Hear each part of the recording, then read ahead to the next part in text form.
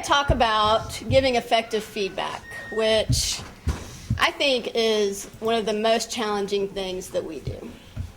So I know you all have paper and pens.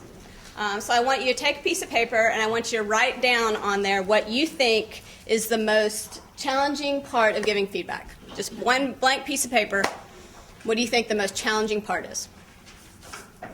So now I want you to take that piece of paper and I want you to crumple it up.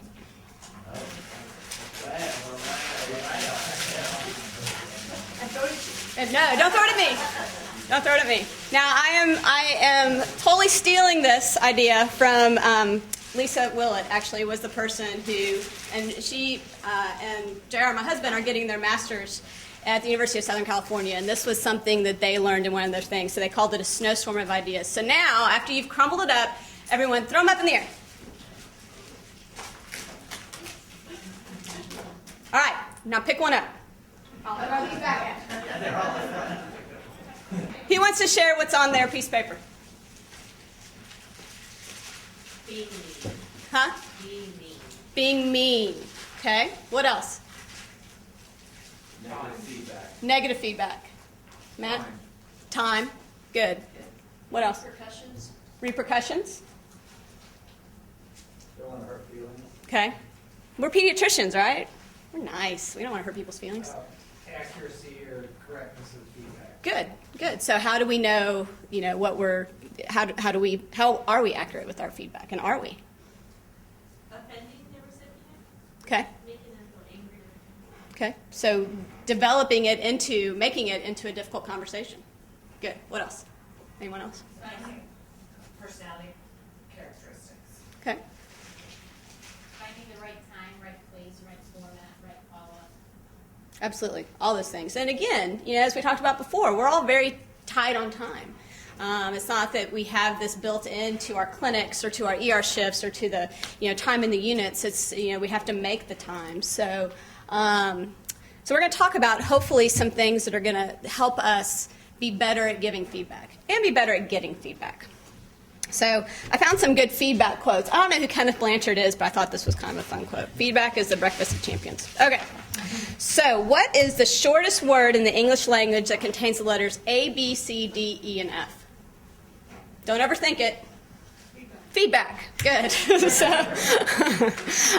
So what is feedback? Feedback is an informed, non-evaluative, objective appraisal of performance intended to improve skills. And I use clinical skills because that's what most of us do.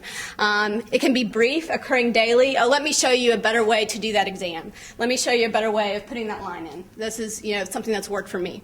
It can be formal, where you're setting aside specific time, saying, okay, we're going to meet on Friday at 1 o'clock and we're going to do feedback.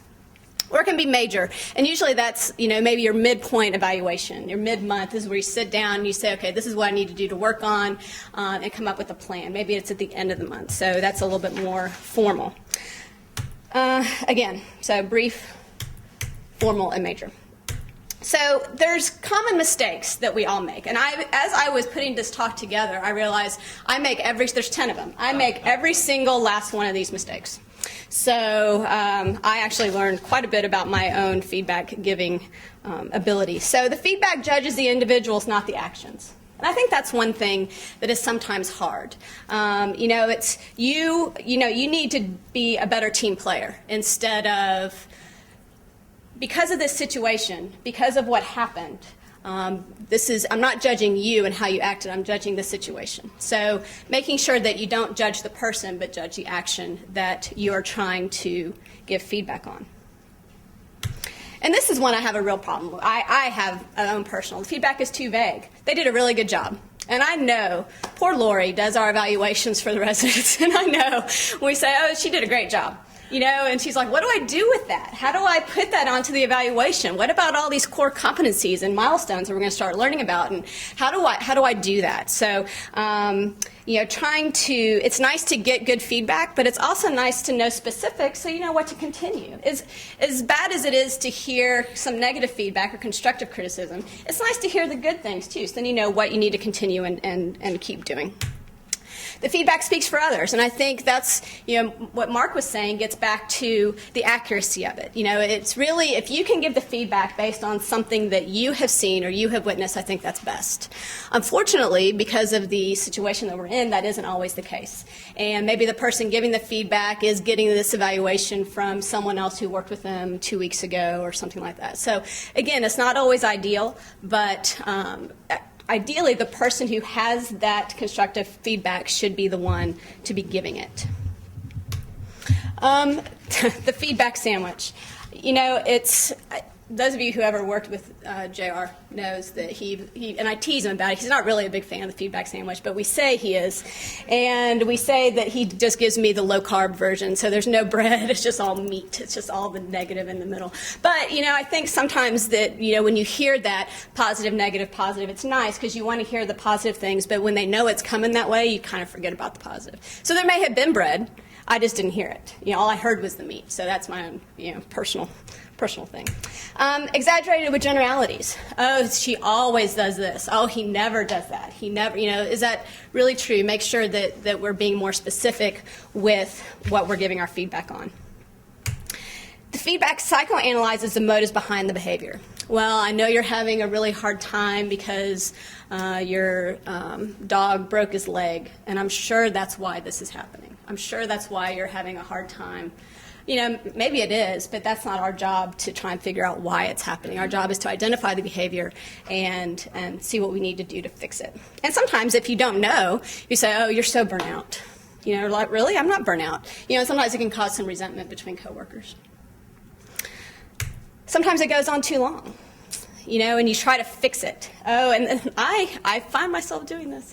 You say, well, I remember when I was a resident, I did the exact same thing, and I can remember this one time when I did this, and this happened, and this happened, and so this is what I really think, and it goes on and on and on. No. Try to, and I do it, I'm guilty of it, but try to pull yourself out of it and be very objective about it.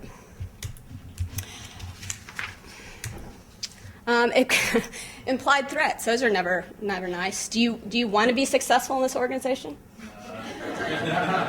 Do you want to finish fellowship? And don't think that I haven't said that to fellows before. And usually I'm joking. But, those kind of things that will sometimes go along with it, you probably not very effective in feedback. Uses inappropriate humor. And again, I've done this. Good afternoon, when it's 10 in the morning, but someone's late. I'm so glad that you could find the time to join us today. Things like that. Probably not very effective because it doesn't make the person feel very warm and fuzzy inside. And then the feedback being a question, not a statement. Do you think you can pay closer attention at faculty meeting? I'm pretty sure Pete thinks that about me every faculty meeting. Do you think Annalise could pay closer attention to, instead of doing whatever it is she's doing way down at the other end of the table? But again, probably not as effective in terms of giving feedback. So in giving feedback, I think, George Bernard Shaw said it best. The single biggest problem in communication is the illusion that it has taken place. I think there are so many times that I walk away from somewhere, whether it's a patient encounter, an encounter with a resident or a fellow or a colleague, and I think some pretty effective communication has just taken place, and it has not at all. I think we've all been there. So what are some things that we can do to try and make that more of a reality? So establish a respectful learning environment. And I think that's one thing that we all, again, being in pediatrics, we're kind of, we're the kinder, gentler, not that internal medicine isn't, we do have one internal medicine. But, it's kind of one of those things where we're not very scary people most of the time. And so having that respectful learning environment where you feel that it's okay to ask for feedback, that you're going to get effective feedback in response, and you'll be able to do something about it instead of just getting, what you did was terrible, I can't believe you did that, you should never be a doctor, that kind of things. I think it's also important to communicate your goals and objectives for the feedback. So I think you very obviously make it, this is going to be some feedback, and these are going to be our goals. This is what we're going to talk about. We need to talk about your pace in the ER and how many patients you're seeing. We need to talk about the way that you're documenting in the ER. We need to talk about, and of course the ER is what's on my mind because that's what I know, but orient the learner to the work environment, the goals and the objectives of the learning experience, and what your expectations are, and what you expect to get out of it. Again, it was interesting as I was getting this talk ready, I could find a lot of conflicting things. There were some studies that said, oh, you should definitely say, okay, label it as feedback, this is going to be feedback. And then I looked at my next article and it said, absolutely, don't tell them it's feedback because they're going to tune you out and they're not going to say anything. I think overall it's best just to say this is a feedback session. And this is what we're going to talk about. We're going to talk about things that we can both do better. A little bit like we talked about before, base feedback on direct observation. I think that's always best instead of basing it on what someone else has said or what someone else may have seen you do or what someone heard you do or what a nurse said that you did. Again, we all know there's a lot of things that get said, and there's this side of the story and there's this side of the story, and the truth is probably somewhere in the middle, right? So always take that into account. It's a major responsibility of the faculty to ensure that the trainees are competent to move on to the next level, right? That's why we're here. That's why we're making sure that they can be an independently practicing physician. And so we should be, and I think we all are, directly observing what they're doing. Someone had mentioned this, make feedback timely and regular. Important purpose is to enable the learner to make the needed changes before the end of the rotation, right? And how many times we run into that? We'll be at the end of the month, we're doing evaluations, and there's no time to remediate. Okay, so again, and this is for positive feedback too, but definitely if you have any formative or constructive feedback to give someone, give it to them when they still have a chance to do something about it. Okay, and it can be in a formal setting. It can be in an informal setting, just clinically at the bedside, or pull them aside in the hallway, or you can say, let's come to my office. Let's talk about what we need to do to make this better. But I think that's so important because if you don't do that, you don't give them a chance to really remediate and fix what we have identified as something that is unacceptable or subpar, then we're doing both of us a disservice. And this is, again, if you have at any point any questions, please stop me. I think it's beginning with the learner self-assessment. So I think sitting down with the person and saying, promote reflection. Say, what do you think that has gone well in the past 2 weeks? What do you think that you could work on more in the last 2 weeks? This is not only going to allow the learner to have some insight into it, but it's also going to help form a dialogue, and it's going to become a little bit more comfortable for the give and take. It can soften kind of the perception of the harshness. Oh, this is going to be a feedback session, it's just going to be all negative, negative, negative. But if you sit down and say, well, let's talk about what you think you did well, what you think you could work on. And a lot of times it's going to be the same. Learners, they're pretty smart people. They know if there's something that they're maybe not doing as well as their peers on, so they're going to know. Reinforce and correct observed behaviors. So again, it's important to acknowledge and reinforce behaviors that are good, okay?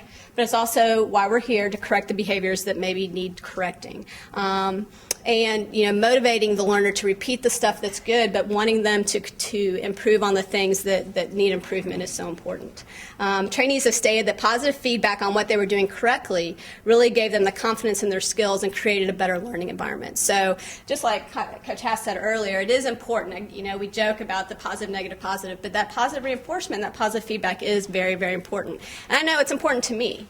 And my friends know that I need a lot of positive reinforcement all the time. So, and so I think sometimes it's good just to even throw that hey, you did a really nice job today with whatever. It really goes a long way. Use specific neutral language to focus on performance. So again, to be able to give feedback effectively, you have to be able to communicate effectively, right? And we're going to talk a little bit more. There's going to be a couple other things later today that we're going to work on our communication skills and trying to read the other person and know how the best way to communicate. But you have to be able to communicate well for them to get the true idea. Body language is important. You want to sit down, just like when you're with if you're talking with a parent, what do they always tell us? You guys sit down, talk with parents, put yourself on the same level. If I'm standing there talking with a resident and they're sitting and I'm saying, I could be saying, those are the most beautiful earrings I've ever seen. But it just seems like it's a very, it's not an equal interaction. Again, base feedback on directly observed performance. But use a respectful, use a supportive tone, and be precise and descriptive. Focus on the behaviors that can be changed, not the person or the personality. And I think sometimes that's where I know where I run into problems. The other thing that's important is limit the feedback to what the learner can absorb. You may have a ton of ideas and, we can do this, this, this, and this, and this. They stopped listening after this. Okay, so make sure you kind of see where they are and don't give them too much to work on, because otherwise it's all going to be jumbled and nothing's going to sink in. Again, and I think that I need to be better with this with the parents when I'm communicating with parents. Confirm the learner's understanding of facilitate acceptance. What did they hear?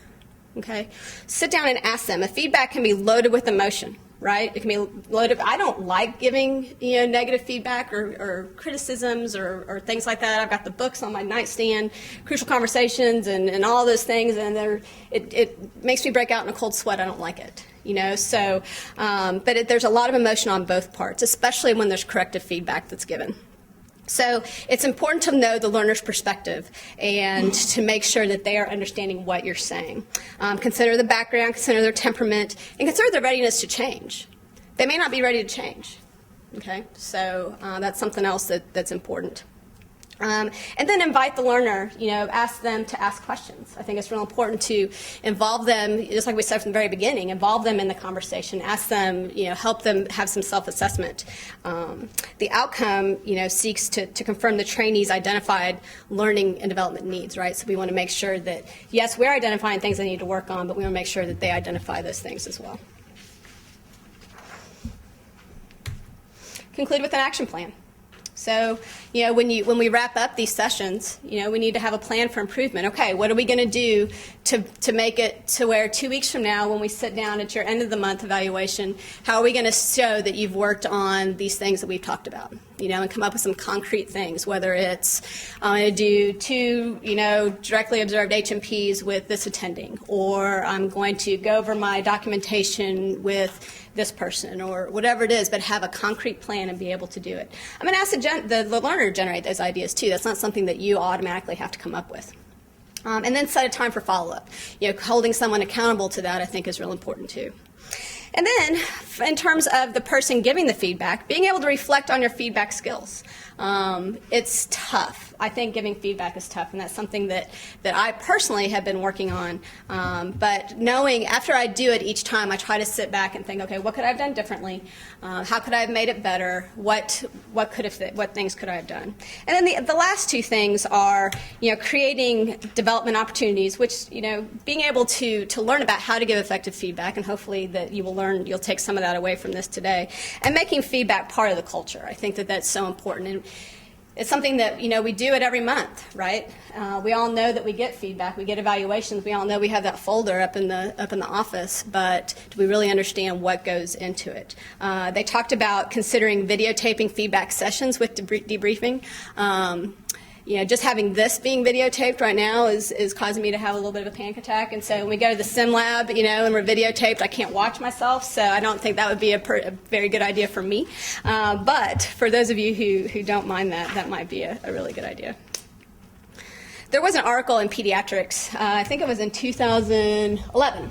And it was titled "Getting Beyond Good Job: How to Give Effective Feedback." And this is a really good article, and the trying to tie in, all those 12 steps that we just talked about, that's a lot of stuff. But they had a stop was their way to do it. And it kind of ties all the key elements into one thing. So it needs to be specific.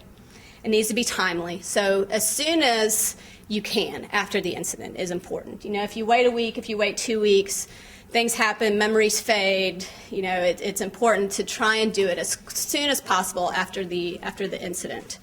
It should be objective, and you should come up with a plan. So this is a kind of a quick and dirty way to try and remember how to do it. So who in this room, I know Lori does it, I know Mark does it, who else in this room is responsible for doing resident evaluations for your... So Amanda does it. So, it's hard, and we see these, these big forms that come out, and go on in. So So we talk about the core competencies, and sometimes when I read these things, I know I had to memorize it the last time we had a site visit, and I was scared, and JR would quiz me on them on the way to and from work, and it was awful. But so I learned what they were, but did I really understand what they were and how we're evaluating them? I wasn't sure that I did. So I wanted to go back through and look at these. These are what we're actually evaluating our residents and fellows on. And that may be changing with milestones, maybe. I don't know. But for now, this is what we're going to work on. So what are the core competencies? Anyone name one? Professionalism. What'd you say? Patient care. Practice-based learning. Medical knowledge. Interpersonal skills, one more. It's just very nice. We could do a site visit right now. I mean, this group right here. So patient care, medical knowledge, practice-based learning and improvement, systems-based practice, professionalism, and interpersonal skills and communication. So going through those each. So patient care, what are some things? How do you evaluate the residents on patient care? What are some things, some specific things that you can help comment on that when you do their evaluations? So good job. They did a good job with patient care.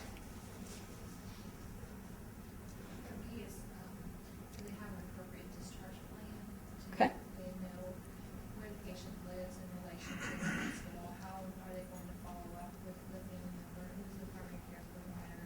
Do they know how to take the analyze if they want to? So just all of those, since we're seeing most of these patients inpatient residents, they have Good, good. So follow up. Can they do what you're telling them to do? Medicine is a wonderful thing, and we have a lot of great therapies and cures, but if they can't do it, it's not going to do anyone any good. What else? Anyone? Really focus on ownership. I think one of the Okay. problems we have is sort of dispersing things, and depending on whether it's billing or documentation, the teaching environment we have puts the resident at risk for not having ownership of the service and the patient. So I really enforce that I'm not there to push them forward taking care of the patients. I'm there for them to manage the patient, and I'm there as oversight and guidance to make sure the medical plan is appropriate and it gets executed accurately. So I think that's one thing that I've seen in my training progress that's kind of fallen off to the side. Some Matt. History, especially in the outpatient setting, I'll have some residents who have the room and give me a very good picture of what's going on. Other times I go back and see the whole history and get Yeah.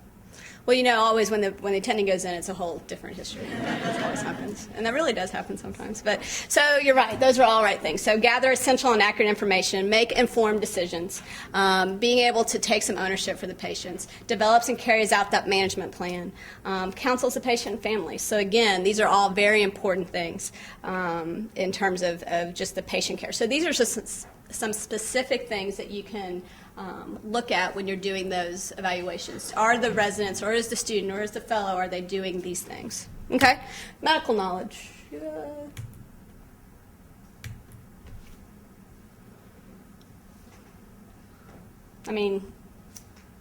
Medical knowledge is medical knowledge, right? And also their ability to actually identify what they don't know and actually go out and learn about it on their own without necessarily having the trauma every time we go. You need Yeah. being invested in their own. Right.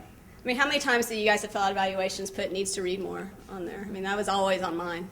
And I did. I needed to read more. But you're absolutely right. So demonstrating sufficient knowledge appropriate to whatever you're doing, so pediatrics, and participating in the didactic experiences to be able to learn what is new and what is ongoing. Please come in.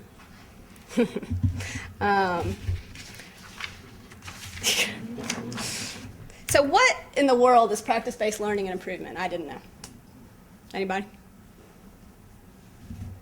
It's a little bit what Amanda just said. Yeah. It's taking a directed learner from high school, college, medical school, and transforming them into a self-directed learner. Absolutely. So taking responsibility for lifelong learning. Yeah, that's kind of I like that term, lifelong learning, because that's what we have to do, right? There's no way that, I was talking to someone the other day. I did a year of med peds residency before I switched to straight peds. And the medicine that we did back then, I don't even think the drugs are even still used. Things change so much and so quickly that you have to keep up with it. So taking responsibility for lifelong learning, analyzing your practice experience to recognize your strengths and your deficiencies. So knowing what you know and knowing what you don't know, probably most importantly. using your evaluations to improve your practice. How nice is it when a resident comes up to you and says, okay, tell me what I can do better? Those are the residents you remember. I can count on one hand the residents that have done that to me, but I remember those residents. You know, I remember who they are, and they were the ones that truly wanted to improve, and they wanted me to tell them what the feedback was. And then actively participate in the education. So who are the ones that are in there doing the asthma education with the parents? You know, is it the resident? Is it the attending? Is it the nurse? You know, in the ER, I think probably we need to be in there doing it more because, you know, it's something that's part of our job. So practice-based learning and improvement, very important. Interpersonal and communication skills. So what kind of specific things can we talk about with that? Working with like the whole healthcare. Good. Good. So communicating effectively but respectfully, right? How many times have we seen, and this is so sad, but you know, in July when the new interns come in and you see them say something to a nurse and you're like, oh, it's going to be a long 3 years, you know, that was the wrong thing to say. So, you know, effective communication, sustaining professional and a therapeutic relationship across socioeconomic and cultural backgrounds. I think that's real important. Working effectively as a member of the team and maintaining comprehensive, timely, and legible medical records. Now, luckily, ours is typed, so the legible is good. But again, timely, you know, comprehensive medical records, it's very important, and that's part of, we need to teach the residents to do that, and we need to do that by example, right? Okay. Professionalism, the P word. Respecting your coworkers, time, finishing your work. Good. Absolutely. So demonstrating respect, compassion, integrity, honesty, high standards of ethical behavior, and sensitivity and responsiveness to a diverse patient population and to your coworkers. Absolutely. You know, our coworkers have diverse needs and diverse beliefs as well, and so it shouldn't be limited to just our patients. Okay? And the other one that I always have problems with, systems-based practice. What is this? Okay, so yeah, and knowing that, you know, can you use technology and how the delivery systems differ from one another, you know, and I think that's important. And honestly, it is so overwhelming to me that I have a really hard time with this. But, you know, practicing cost-effective healthcare, and I know that's something that, you know, when I get my little end-of-the-year report from my boss that says this is where your cost-effective healthcare is compared to your peers, you're like, oh, I need to be better at that. But again, that's part of the core competency is teaching people to do that as well. Advocating for quality healthcare, you know, doing what's right and what's best. And then acknowledging the importance of medical errors and really examining those. And I think that with the QI things that we've been doing, I think that we've have a pretty robust method of doing that. And unfortunately, medical errors are going to happen. But I think that there are systems in place that are going to help us be able to talk about those and give feedback on them. They're not easy. You know, no one likes to be at their own M&M. But it happens. So what are some approaches that you can do to give feedback? Some people they pick one day a week. Feedback Fridays. Okay, yeah, okay, we're going to do feedback today. It's Feedback Friday. Some people will do it mid-month. Some people like to do it right after a shift or after a clinic. But again, encouraging the learners to elicit feedback. And I have tried to be much better at asking, you know, my bosses. Again, you know, what am I doing right? What am I doing wrong? What do I need to work on? Because all of us have room to improve. What are some ways that you guys give feedback?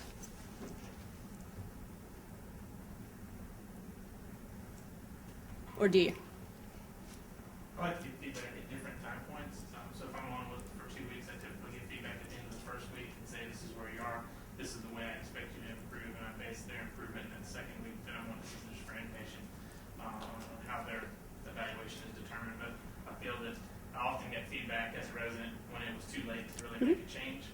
So I like to give them the opportunity. I feel like the residents seem to appreciate it, and I think it works. Do you do it? How do you do it? Do you do it one-on-one?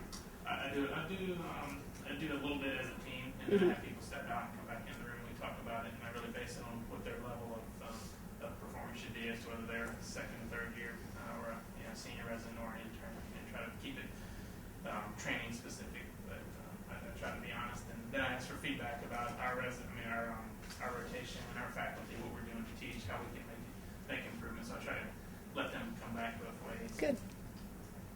And how do you, I know this is something that I sometimes have a hard time with, and, you know, on some of the inpatient services it may, because you have maybe one resident, one intern, but, you know, how do you evaluate what's the normal first, second year? Is it to the other people that are around them? How do you know, what are some ways that you guys that have you have 3 or 4 second years in there at a time, how do you evaluate them? Do you evaluate them, you know, against each other?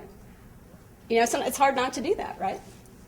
But is that, you know, I don't know, is that the right way to do it? I think there is a tendency to do that, and there's also a tendency sometimes if somebody's in there for the second month to give the person there the first month sort of the benefit of the doubt, and maybe that may or not be appropriate.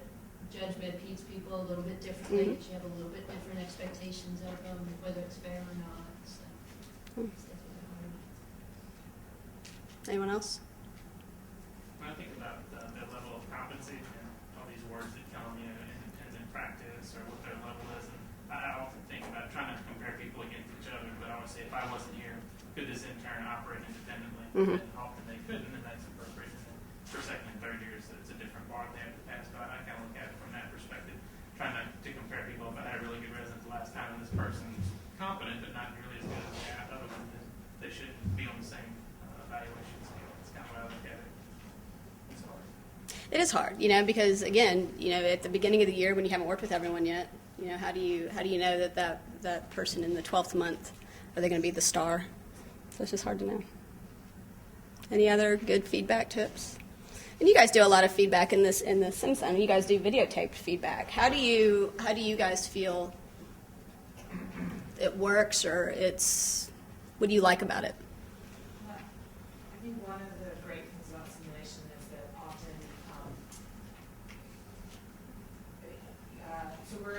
there's limitations and it's good and bad things. The limitations are often when we have groups, and so it's a little bit harder to give specific focused individual feedback, but so you're often giving feedback that's related to their role within the group, but that you directly observe them doing something, and that they bring a lot of insight into their own performance. You can do much more of the assessment piece that you talked about, getting self-evaluation, explore why they do it, and then get buy-in pretty easily in the process.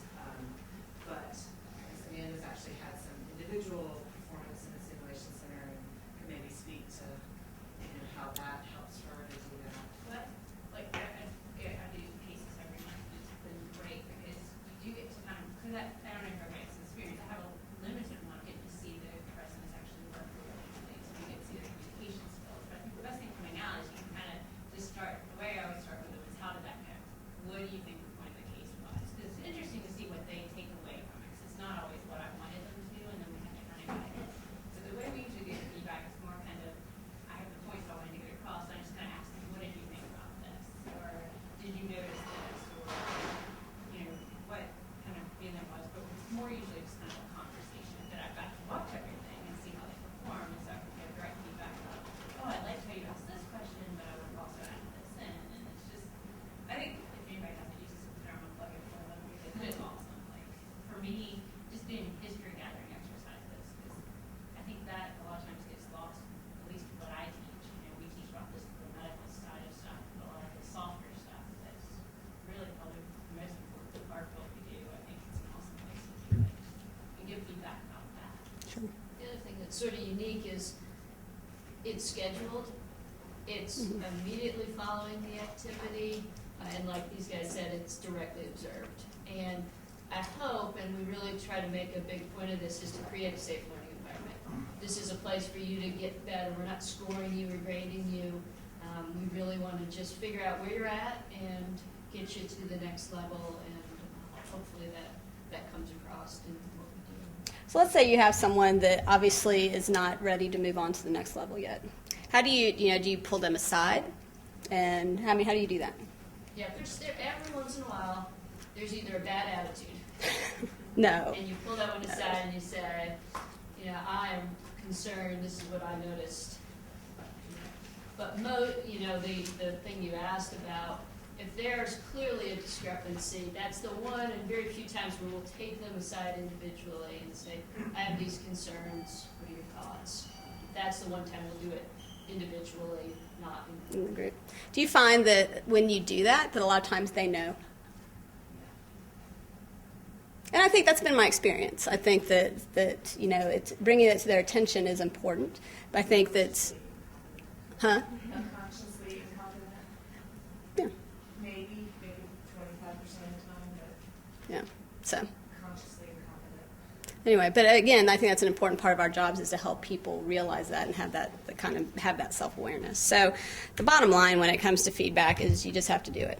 And it's again something that I have tried to work on, and it's tough. It's very tough. But I've found that doing it as soon after a shift is better because things are fresh in my mind and I can be much more objective about what I remembered, specific things, specific patients, specific questions, things like that. So, but underlying it all, and I think this was a great quote, I've learned that people will forget what you said, they'll forget what you did, but they'll never forget how you made them feel. And so it's so important that when you give them the feedback, to make sure that they know that it is safe, that we're all here to help them and help each other. Again, you getting feedback is important as well. So, any questions? Yes. Several people have mentioned giving specific feedback and trying to do that. How are you going to have examples of specific feedback? Back to the patient or account. What do you Anybody have? I can say, if there's, again, it's, I try to pick one or two things on a shift, and it may be, we really need to be, and again, I'm at fault for doing this too, but remember that, we always have to call the primary care doctor to let them know that someone's getting admitted. So that kind of feedback to help them, to have their correct charting or their correct communication. Or, I noticed that you were in this room for a really long time. You were in this room for 30 minutes or so. And those of you who know us in the ER, we're kind of impatient. And we're like, 30 minutes, come on, let's go. But, tell me, what it was and try and get to why was it? Did you just get in there and get stuck and the parents talk for 30 minutes? We've all been there, and you felt bad and you didn't want to say, okay, stop, we're done, That's happened. So again, and I think that doing that as soon after the incident is so important because 2 weeks later, when we're sitting in faculty meeting, I'm like, well, yeah, they may have been in there for a while. I don't really know. So again, I think it's important for all of us to do that. And we don't always work, the way we do in the ER now. And again, I'm speaking to the ER just because that's what I know the best, is that, you really have one or two residents there may be 4 residents down there, but I'm really only working with 1 or 2, so I try to focus on those 1 or 2. Yeah. Do you focus your feedback on what the future plans are? Is that a student who wants to be a radiologist and you worry less about it? I think that yes and no. Yes and no. I think that it's, yes, okay, this person isn't going to be a pediatric emergency medicine physician. Okay, I get that. But they still need to be able to do those core competencies. They still need to be able to do it, appropriate H&P. They still need to be able to do it in a timely manner, come up with a good differential. Do we let some of the I don't know, interpersonal something slide because they're going to be a radiologist? I don't know. I think that's a tough question. I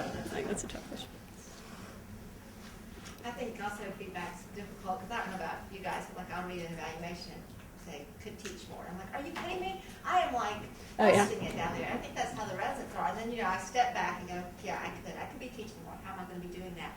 But I can remember a couple of instances, and we talked about comparing residents to each other, but I can remember a couple of residents that, on average, they were performing fine, but we knew they were performing here, and they should be performing here. And so sometimes that's what I have to explain to the resident. I can remember one in particular that was a 3rd year, and this resident was very upset about their evaluation. And I said, okay, this is how it is. When you came into this program, we expected this, and you're not pushing yourself. You have so much more to give. and you're performing here, and yeah, it's fine, you're getting by, you're not harming anybody, but I said, you know, examples. Nurse walks into the room and says, we need somebody in bed too. You don't sit there and stay surfing the net. You jump up and you go. And so, like, giving them ideas like that, but also making them feel like you're not a horrible resident, but man, you can be here when you're here. And so that really actually hit home with this one resident, and they were like, oh, okay, so y'all really think could be doing better? I'm like, absolutely. And so that's what we expect from you. We expect your excellent, your excellence, your level of excellence. And so I think giving them examples like that, we don't follow patients per hour. They're always like, I'm seeing as many patients as anybody else. If you search the board, you'll see. And it's that kind of attitude. You have to kind of step back and say, okay, well, let's reevaluate. Let's see where you are. Let's look at the board and let's see what could you be doing. And so I think, actually we're going through those steps with them. Well, so the comment from the beginning about difficult things, one about addressing personality characteristics was mine. So certainly I understand from what you're saying. It's not our job to figure out why people are the way they are. It's just, is it affecting their job, and can they be effective? But I think you sometimes have those situations where you've given feedback and you reach a point where it's just, this is this person and they've been this way for 25 years. We're not going to change that. We give the best feedback we can about being professional and communicating effectively and not talking down to people. But at what point do you just say, well, this is a different personality, or I'm transferring my father's relation? Right. How do you Right. kind of parse those things out? Is there a line? And when do you need to refer that for, like, I'm really concerned about this person going, I'm just going to get this person through this month, and they're just going to have challenges in life because this part's probably not going to change. Yeah, and I think that's tough, and I think that in those situations, and it may be that we just need to get them through. But I do think that there are resources in place that we can refer people if we are worried that they're, and again, not trying to psychoanalyze it. Okay, this is what's going on. So but being able to make them aware of the resources, and maybe they're just an angry person. I don't know, or maybe that really is just who they are. But I think that as attendings working with residents, and I don't know how you guys feel as program directors, but I do think that we need to identify those people and see, like I said, there are some resources that we can do, whether it's the resource office or other things to make sure that we're doing everything we can. What do you think? I mean, you probably have a lot more experience with this than I do. Well, and I think that's definitely true. You can't change who they are. And I beat my head up against the wall a lot of times because I see them and I see what they could do to reach their potential. But sometimes there's just a lot of baggage that they have with them that so I think you just try and help them reach their best potential that all of us can help them be. I like your comment earlier. There's some people who don't know their potential and you have to push them. There's some people whose self-potential is inflated. They may have placed themselves in a That's true. That is very true. Had they chosen another peer group at a less competitive program, they may look like a star, but placed in a peer group with more competition, sometimes they tend to show up. But I always kind of think of things in that perspective too. That's a good point. Self-awareness is vastly different between different individuals. That is very true. Give me comments about using the hierarchy or the different levels for feedback, either do's or don'ts. Because I think sometimes you can you're talking, so many of the original comments, I don't want to hurt feelings. Right. Some of that I think may come from attending to whatever. Sure. I think, again, I think it is how you approach it. And having those sitting down with them, having an open dialogue is important. I think that it's never going to be easy. I think there's always going to be difficulties, and especially if you are a person of authority over that person. I don't know which is harder. Which do you guys think is harder? Giving feedback to someone who is younger, a resident, a student, or giving feedback to a peer, or giving feedback to your boss? I mean, they're all hard, right? I mean, if Dr. Sonia asked me for feedback, awesome. But I think that again, it's the people that I have seen that are so good at giving feedback. They're able to do it in a way that is just a comfortable place and make the person know that we're doing this to try and make you a better person, and this is what we're seeing, and we're not saying that we're not judging you. We're not, judging you as a person. We're discussing your actions. And I think that taking that away from it is so important. But it's tough. I guess I was really asking about, say I see something, and then basically utilizing the resident to basically help give feedback. To the intern. So it's not quite at such a different level. Or maybe in expressing to the resident about what you expect from the intern, in some ways you're kind of giving feedback to the resident about what I expect from you, or expect from other residents. Basically, kind of that. I just didn't know whether. I think that can be useful. I really do. But I also think you have to be, again, if this is something that you're seeing, I think putting that on someone else or maybe can be tricky. I think it's so important at the beginning of the month, to have, this is what I expect. This is where I expect your H&Ps to be like. This is where I expect you to be on time. And so, knowing if they have lived up to those expectations or not, I think is important. So knowing what the expectations are on the front end is I think, key. I also think it depends on what level of instruction you need to give or constructive criticism or whatever, because a lot of times residents will come to us with, this is happening, and then we'll say, well, maybe you should discuss it with them. But really, if it's at a different level, we'll say, well, maybe we need to bring the attending in or your advisor in. And a lot of times chiefs will talk to residents just because it's so program because then it's like, so I think sometimes it depends on what level you're really trying to reach. And I think establishing teamwork, like Coach Haas said, if it's a resident intern situation, then that's something that they need to address themselves. I think it depends on also like the level of importance or the level of criticalness, I guess. No. Well, I came in late to this conversation, we may have covered some of this, but one of the things I found with feedback, starting with medical students all the way on, is understanding the generational differences. So I'm looking around this room, and I don't think anybody's from this most recent generation, where they're very different. We talk about it at the medical school stuff all the time. Maybe Steve can talk about it more.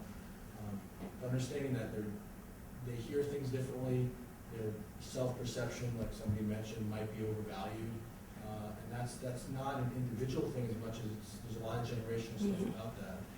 And without sounding very old, a lot of us, you just can't relate to that because you're not in that.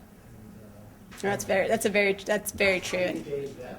That's one of my other questions. How to almost gauge the person's response to the almost anticipate, because part of this not wanting to hurt feelings or whatever is basically you're anticipating somebody's response to you, and then you're kind of gauging how am I going to deliver this. But a wiser approach is to basically somehow understand what that person's response would be like. I like to hear what I can do better rather than what I do well. Makes sense, but somebody else might really want to hear what they want to do well rather than, I think we can tell as an individual thing. What I'm more referring to is just the general ethos of people in their early to maybe late 20s that are different than people who are just a little bit older. And teaching at the medical school, also we have a genetic counseling program, seeing those folks compared to even people just a couple years older in their early 30s now, there is a dramatic, in my opinion, difference just generational. Steve, you can deal with this all. Actually, it's really, really tough. I find it very difficult to get feedback with the newer generation. And I think part of that is in the educational system that there aren't losers anywhere. So I think part of it is recognizing very clearly and making very clear that you're not talking about a winning or losing kind of mentality. You're talking about, here's what you did, here's how you can do even better. And put that kind of direction on it. If the direction is, here's what you did and here's why it was wrong, you lose them quickly. Here's what you did, here's how you can do even better. It works a little more effectively. The other thing, honestly, that seems to work better is if you can include and incorporate peer feedback as part of it. So if you can, with a younger student of any level, have it be a joint feedback session with yourself and a colleague of that individual, where the colleague is briefed and perhaps about here's the concern, here's how we do it, and maybe let the colleague sort of take the lead in it with you there as an observer, and you can actually do it still, pardon the violent imagery, kill two birds with one stone, that you're training the peer on mentoring and feedback while you're providing the feedback to the student. I mean, It's kind of related to that, like, so the e-value stuff's big in my head, because I do a lot of medical student and resident evaluation. And if you give a 4, which is average, I always get an email with, why did I get a 4? Like, how do other, and I feel like there's a lot of grade inflation because of that, because it's a painful experience, because I don't hope you were average. And I think it's related to that, I feel like there is huge. I mean, so I finished, I think, 7 years ago, and in the 7 years, like, my ability to communicate because of those generational differences are very difficult. I don't know how other services feel like that, seeing things out there, because I feel like the 5, which is above average, is the average grade. yeah, and I agree. These are the exceptional people, but like a 4, which is average, freaks people out. And I, Right. And I don't, we're like, I'm working with that in our division on kind of how to set our expectations to be like in the beginning. You will get a 4 if you do this. You will get a 5 if you do this. You will get a 6 if you're exemplary, and this is how it is. I don't know how much other people's experience it is with the assignment of the 4 and people freaking out. No one wants to be average. Right. And Average. people weren't. You know, I feel like go to medical school, we're not average. That's something Right. I remember my first test in medical school, I was like, okay, I'm average. I want to be average. I'm okay with being average, yeah. But like, that's been the biggest challenge to me, I think, and the e-value limits you in that way. Right. Well, and I definitely agree, and I think that's something, and I agree. I think that there is some grade inflation, and it, it happens with medical students, it happens with residents, it happens, all the way through, and I think consistency. It's so hard because your division will give feedback, your division will give feedback, this division, and everyone. It's hard to be consistent across all those divisions. So I think that's definitely You're right. I mean, look at the bell curve. Someone is average. May, do you think your job, medical students, is will they be that way as they mature, or do you think that's kind of a reflection of that they haven't been professionally matured, and so in some ways accepting that is, not, I guess, mentoring or fostering mature professional. So I'll give my perspective. I like to hear Steve's as well, but I think there's both. There's some people whose personalities are such that no matter what, whether they're born in 1600 or 2100, that's the way they are. A lot of it, I think, is professional maturity, and I think the changes we made to the medical school curriculum really have addressed that very well. So they're taught that professionals and self-evaluation day 1, year 1, not day 1, year 3, where it was always a lot harder. So I think some of it is. I don't think all medical schools do that as well. Maybe some do better, but I don't think all. I know not all do as well. So some of it is the training they receive, and also maybe you can trace it back to high school and college. Maybe they go to a college where they didn't show up for class, they got straight A's, or there's somebody who was busting butt.